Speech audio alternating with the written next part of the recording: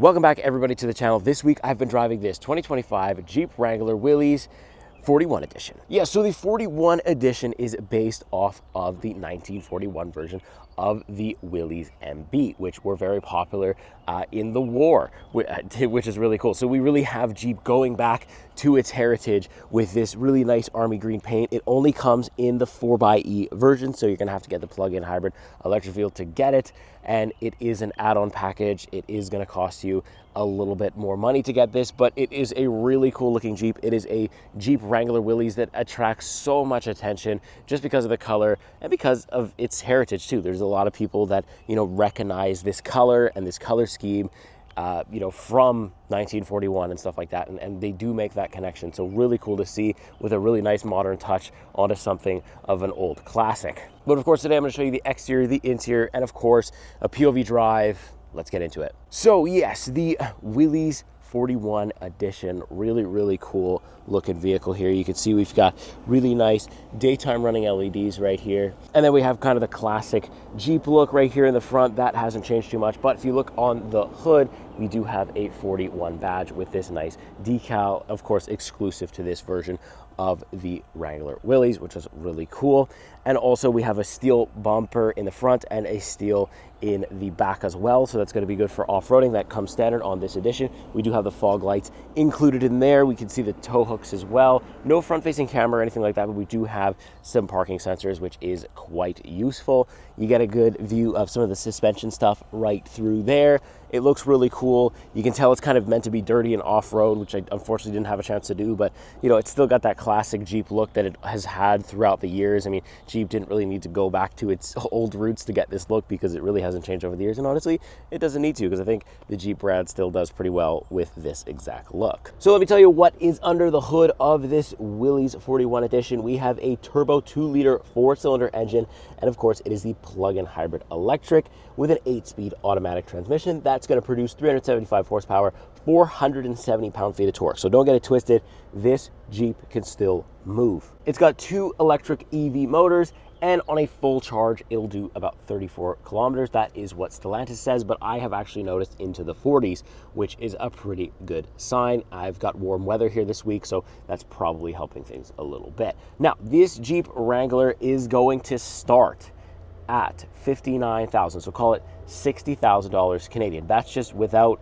adding anything on. So when we add all the stuff we have in the 41 package here, we are looking at a total as tested price of $82,422. So let me know in the comments, do you think that that is a worthy upgrade? Do you think, so far from what you've seen anyways, do you think that you would spend that much money on your Jeep Wrangler Willys? So next we move on to the side profile, where you get a really good glimpse of these retro style tires. It's kind of like this matte green that looks really cool. It is one of the things that has attracted, I think, a lot of eyeballs to the vehicle. People often point out the retro style wheels and how they look really cool and how they like them. And then we also have this exclusive kind of sticker. It is very much a sticker, but it is a design, and it's also kind of this drab blue, something you'd find on maybe like a naval ship or something like that. So really cool. It's got that military essence to it right there. Although I have never had anything to do with military, I do still associate these colors with that kind of stuff. So really cool. Trail rated, standard kind of badge here on the Jeep, and then we have another Wrangler badge right down there.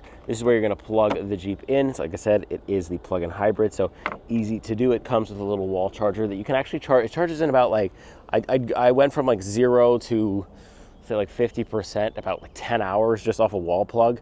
So it wasn't too bad, but obviously I could get it down to like 2-3 hours on a level 2 charger, so it's pretty good. We also have like keyless entry, all that modern stuff is there. I like the ground clearance as well. You could see it's pretty decent. Definitely made for the off-road. It looks the part, definitely feels the part too. Let's take a look though at the back quickly before we hop in here. Standard looking back end for a Jeep. We of course have the tire back here, the spare tire, which also has the same styling, and that is where you're gonna find your rear facing camera. Of course, parking sensors back here as well. Very nice, classic, you know, the classic Jeep Wrangler tail lights right there, the 4xe with that nice color, as well as the 4-wheel drive sticker with that nice color there as well. So let's take a look in the trunk here while we're back here. One pull of this, it opens that side. Another pull of the glass there, it opens this side. And of course, under the floor here, we do have a bag. That is where you're gonna find your 4xe charger for the house, so basically just the wall charger. But actually in here, I'll show you. So in this bag as well, we do have like a reverse, what I like to call like a reverse charge port, right? So you could plug this into the vehicle, and then I'm gonna try to do things with one hand, and then you kind of have like another piece of power. So the vehicle can actually power some stuff. You know, say you're camping, you're out on the trails or something, and you need to charge a phone or something. You can absolutely do that through here. So also included, we do have this bag that's gonna be for like the roof and stuff like that. A huge Alpine sound system subwoofer back here, really kicks really well. A decent amount of space, really. You can fold those seats down, kind of treat this thing like a pickup truck, and you will have a ton of space back here. Really no disappointment in terms of rear space here for the Jeep Wrangler. So that's going to do it on our quick tour of the Jeep Wrangler Willys 41 edition for the outside anyways. We're going to have to hop inside, but let me know what you think of the specs so far, and let's hop in. All right, so next up, as usual, is the rear for the Jeep Wrangler Willys, and you can see that we have like the cloth kind of tan interior, which is cool. Would have been nice to see leather here, but honestly not too bad because it actually looks quite cool and quite like time specific, right? 1941 or the 41 edition, so that's kind of nice. You can see that this is all equipped here for these back doors to come straight off like they're supposed to do, so that's very good. So let's actually hop in here. So sitting in the back seat, I don't have a ton of room, right?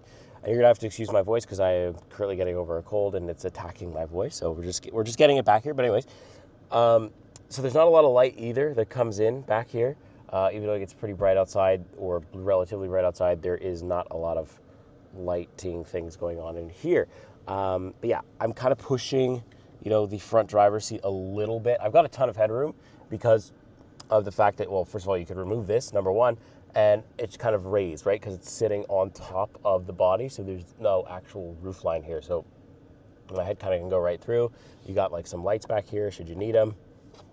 2 speakers right here, so the sound is going to be pretty incredible back here. And then, of course, we have our window controls, vents back here, which is good. No climate control or USB charging. You know, none of that back here, actually, which is surprisingly weird.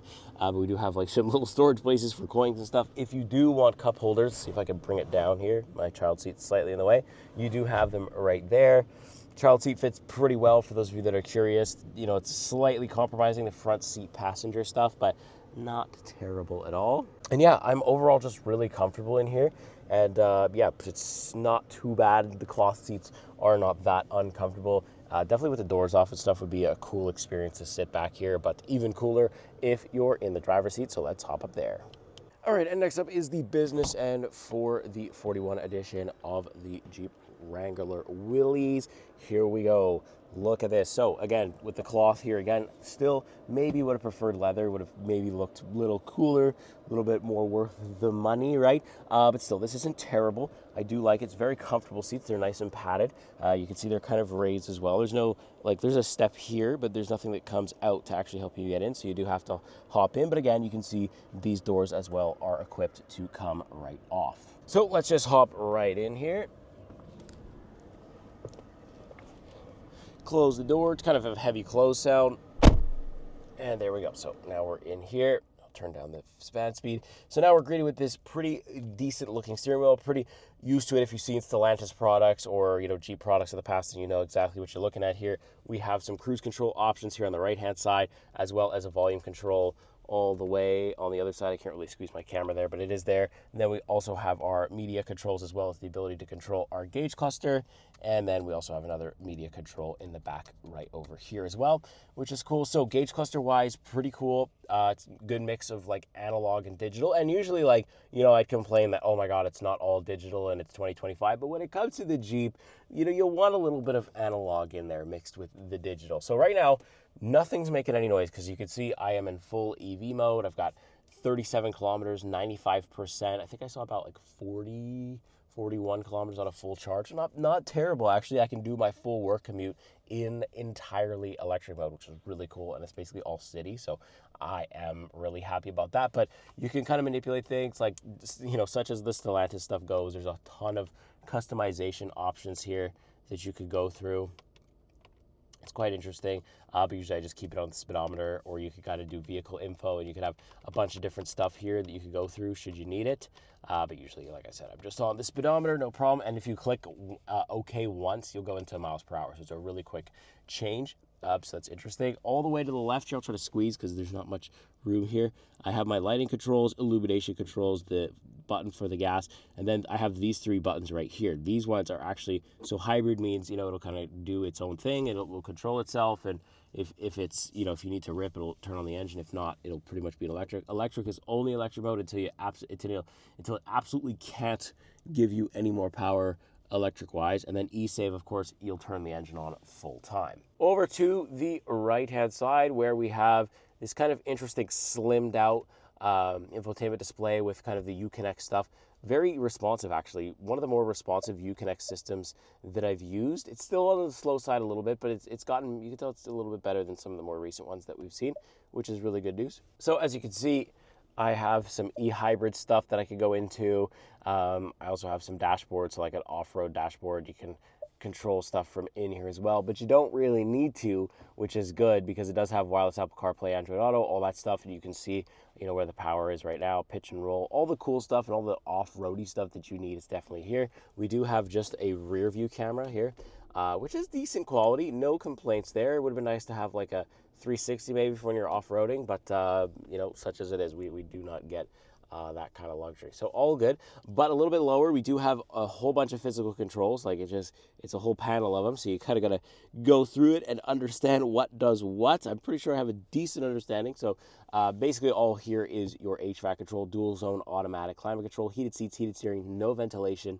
Do I care about that? Not much, no, but the price point that this is in would have been nice to see it, I'll be honest. This button right here is for the regeneration, so like if you want to coast a little more without the electric motors applying too much brake, you could do that, and you could just turn this off. But if you want maximum regeneration, you turn that on, and it will kind of slow down quite significantly. Of course, since all the doors come off, all of our window controls will be here in the middle. We have a 12-volt charger as well as our media stuff, so we have a USB-C, normal USB, and an aux cable, which is very Jeep-like, which is cool. We have the axle locker for the rear. We also have this guy, the transfer case is going to control. We have 2 high, 4 high auto, 4 high part-time, neutral, and 4 low. So you can, it's a very rough one, so you kind of got to push it a lot to get it into space, but that's how the Jeep system works. And then we have this nice gear selector with the 41 right there, kind of like how you can sort of see it on the hood out there. From here too, we have it right there, very nice.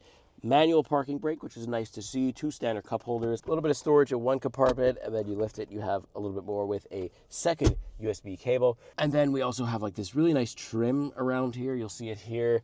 You'll also see it right here with like this nice stitching. This is not something that comes on the regular Willys Wrangler. You're gonna have to get this. The 41 edition comes with this nice kind of army looking material.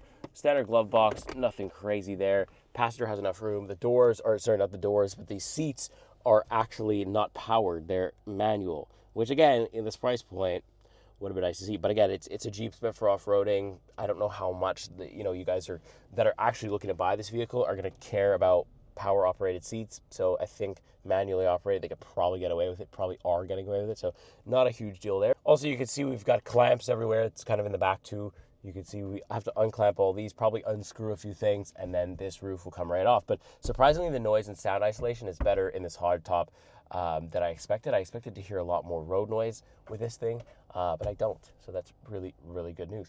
And yeah, so if you're ripping on the highway, you're not going to feel the weather or hear the weather that much, or just hear the wind all that much. That's pretty good too. And so yeah, let me know what you think overall about this interior. Personally, I think it's really cool. I've really enjoyed my time with it. It's a Jeep, right? It's a classic Jeep with a little bit of modern tech in here with the digital stuff, and I do like the 41 design. I think it's quite the cool little touch, going back to the roots there. Yeah, pretty cool so far, but obviously there's a couple of things that would make it a little bit more worth its price point. But of course, let me know what you guys think in the comments. And let me strap that GoPro to my forehead. Let's get on the road. All right, so leaving a gravel parking lot. Obviously, any kind of gravel or off-road surface is no problem for this Jeep Wrangler Willys. For really any Jeep Wrangler, but specifically this one with my all-terrain tires, and they're big tires as well, so that really does help things quite a bit. and back out onto the main road here. So overall this week, I mean, look, driving impressions are, it drives like a Jeep. And if you own a Jeep or have ever driven a Jeep before, you understand exactly what I mean when I tell you that. It's a little bit of like I want to say it's an understeery vehicle. Like, think of when you turn, you have to put more turning for the thing to actually go. And when I'm driving at speed on the highway, I'm constantly having to correct it and, you know, see what's going on. And now my vision is completely blocked by God knows what's going on here. Some type of breakdown, I guess. It's good. It's always good when it's on a bend. Can't see. But anyways, let's give it some beams, full battery, and go. Boom. And we're away. All right. So basically what happens there is when I'm in my hybrid mode, it actually is quite a big delay from the moment I put my foot to the floor to the moment I actually start to pick up any sort of significant speed. And that's simply because of the fact that it has to kick the engine on and then it has to turbo. The turbos have to spool up and then you get, you know, your maximum power output. You do get that initial kick from the battery, but eventually that tops out, right? It's a plug-in hybrid. It's a dual motor plug-in hybrid, but you know, it's not a very big boost. So without that gas, you really don't go anywhere quickly. So you're kind of waiting for all those things to happen. When I'm in e-save, I'll show you that in a second here once I get to another point where I can do that. It's actually much quicker because there's no engine firing up, right? It just bang, you're gone. So there is that to just keep in mind there. But yeah, like I said, when I'm on the highway, I'm constantly like having to adjust, I feel like, because the car does this. But like, I can also do this. Check this out. Nothing happens when you do that. Like in a normal SUV or like anything that's not a Jeep, you kind of get some wiggles, right? You don't get wiggles in the Jeep, just stay straight, doesn't matter.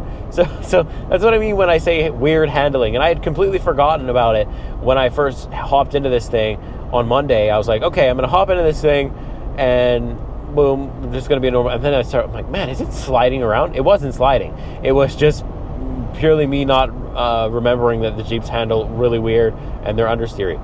So yeah, other than that, ride quality's been pretty good. No huge complaints. It is an off-road oriented vehicle, right? So I could kind of, you know, make a right turn here and survive the ditch and all the bumps and stuff that's in there. Although I'd love to do that. I'd probably get in a bunch of trouble for doing it and filming myself doing it, no less. So I won't do that. But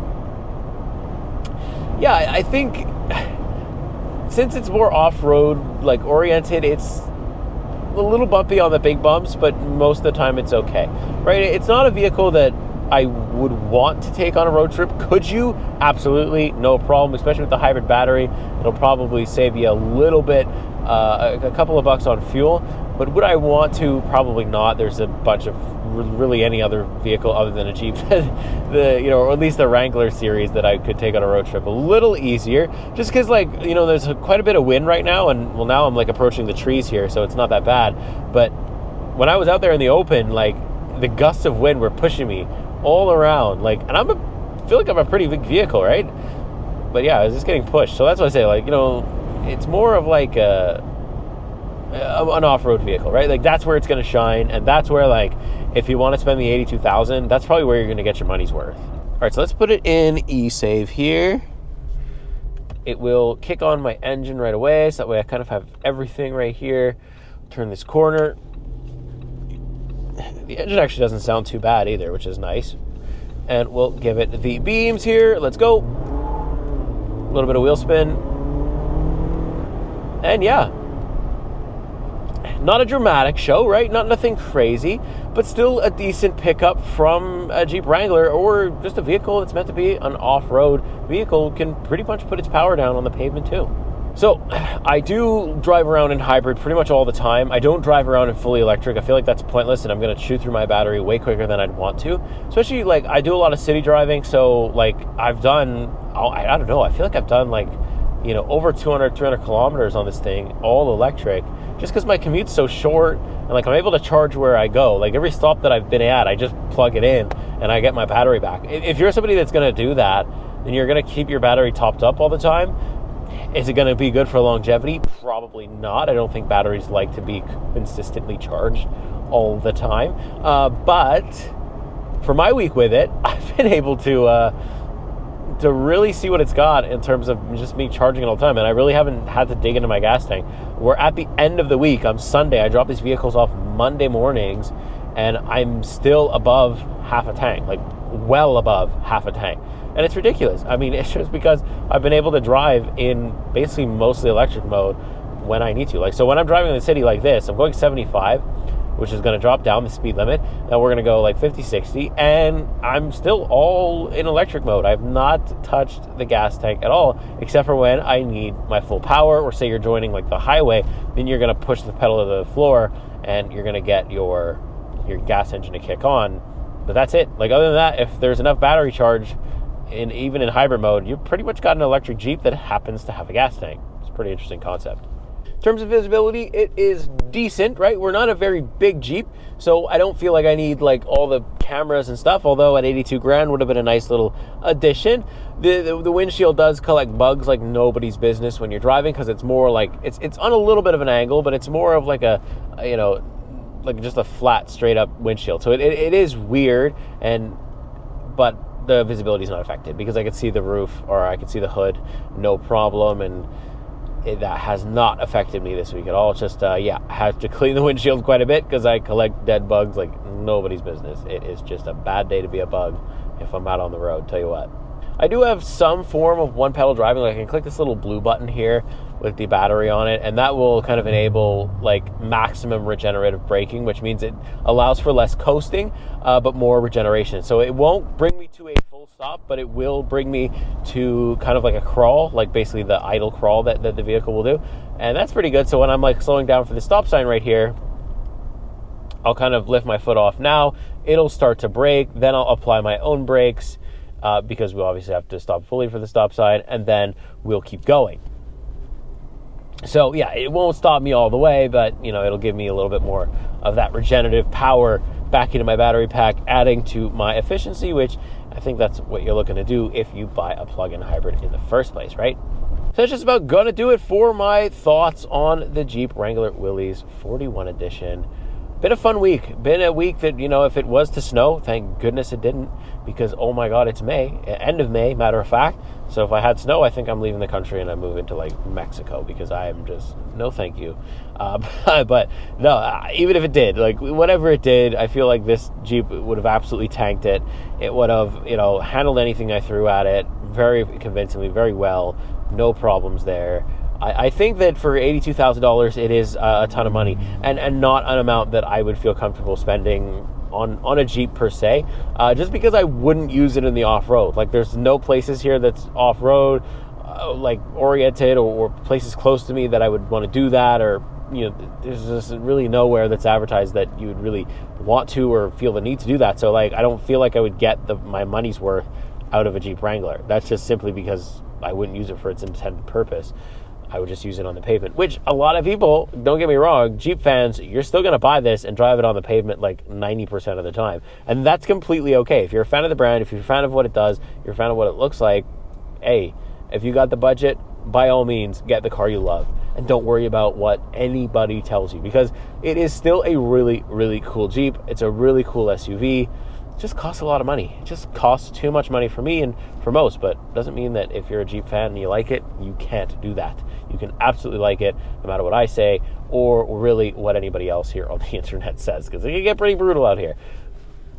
With that being said, make sure you like and subscribe if you want to see more Jeeps on the channel or more videos just like this one. I've got POV drives plenty. I've got shorts now, so you know, if I've kind of started to dabble into that. You probably noticed me pop up on your feed, or hopefully you've come here from the shorts feed. If you have, welcome. I do this every week, and it's a really good time, and you should stick around, and you should subscribe, and you should watch the whole thing and help my long form, because that's the best way to support the channel. I do make money off the shorts, but not as much as I do off the long form, and it really, really helps me when I make money off the AdSense. You don't have to subscribe, or you have to subscribe. You don't have to join the membership. You don't have to do any of that stuff. But if you just watch my videos and you give me a like and maybe a comment, that does so much for me. You have no idea. With that being said, I'll see you next week. See you in the next car. Take care.